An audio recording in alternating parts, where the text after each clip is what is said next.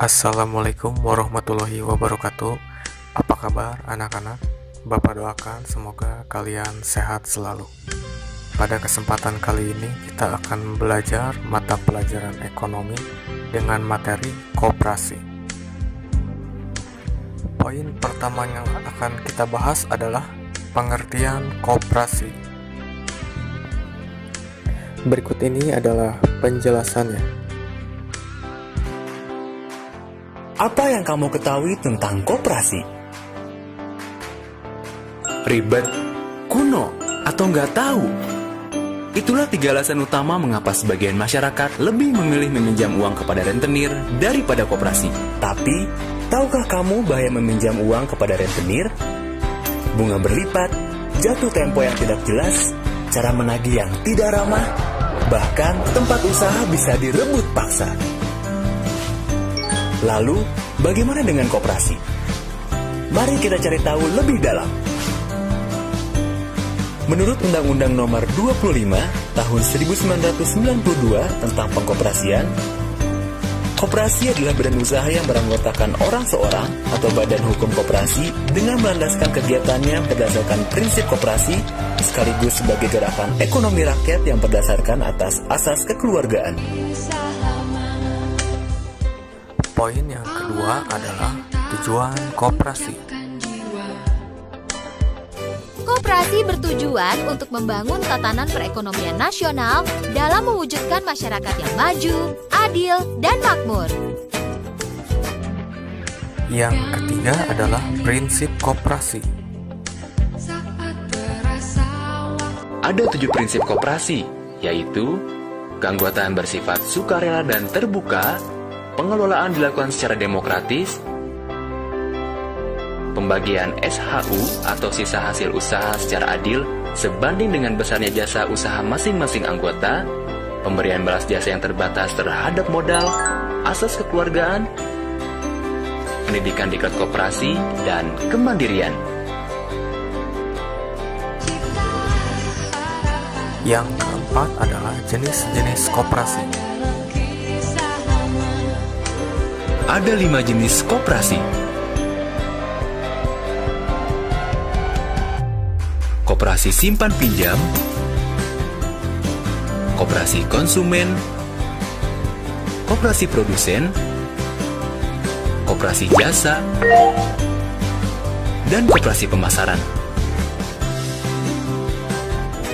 Dan koperasi terbagi menjadi 2, yaitu koperasi primer dibentuk sekurang-kurangnya 20 orang, dan koperasi sekunder terdiri dari badan-badan hukum koperasi minimal 3 buah koperasi, serta memiliki cakupan daerah kerja yang luas dibandingkan dengan koperasi primer. Setiap anggota koperasi adalah pemilik dan sekaligus pengguna jasa koperasi. Yang kelima adalah fungsi dan peran koperasi.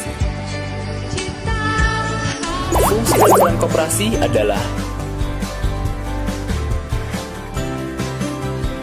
membangun dan mengembangkan potensi ekonomi anggota, berperan aktif mempertinggi kualitas kehidupan anggota, memperkokoh perekonomian rakyat sebagai dasar kekuatan perekonomian nasional, mewujudkan dan mengembangkan perekonomian nasional yang berdasarkan atas asas kekeluargaan dan demokrasi ekonomi.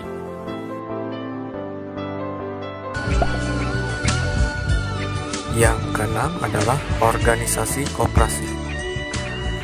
Untuk pembentukan koperasi berawal dari sekurang-kurangnya 20 orang yang berkumpul dan membuat kesepakatan, membuat akta pendirian koperasi yang memuat anggaran dasar kepada notaris. Koperasi memperoleh badan hukum setelah akta pendirian disahkan oleh pemerintah. Sedangkan perangkat organisasi koperasi memiliki 3 struktur, yaitu 1. Rapat anggota merupakan pemegang kekuasaan tertinggi dalam koperasi. 2. Pengurus merupakan pengelola koperasi dan usaha yang dipilih dari dan oleh anggota koperasi dalam rapat anggota. 3. Pengawas dipilih dari dan oleh anggota koperasi dalam rapat anggota, bertugas melakukan pengawasan terhadap pengelolaan dan kebijakan koperasi.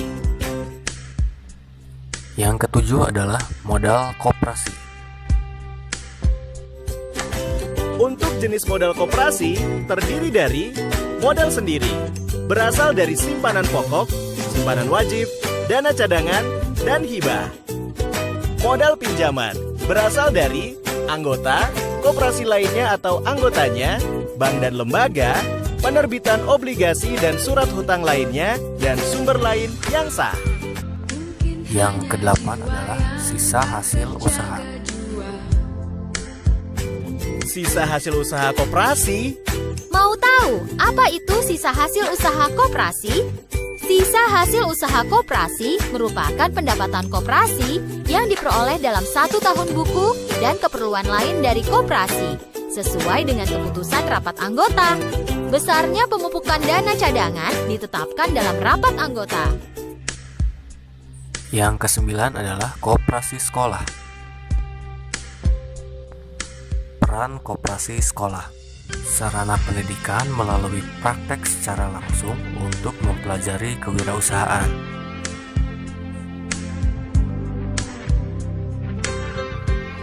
Yang kedua adalah sebagai sarana latihan siswa agar memiliki jiwa mandiri dan sosial seperti watak koperasi.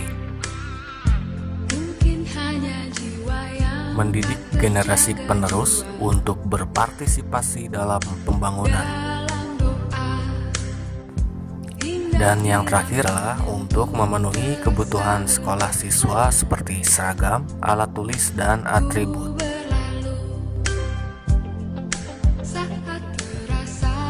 Dan poin ke-10, inilah koperasi-koperasi sukses di Indonesia.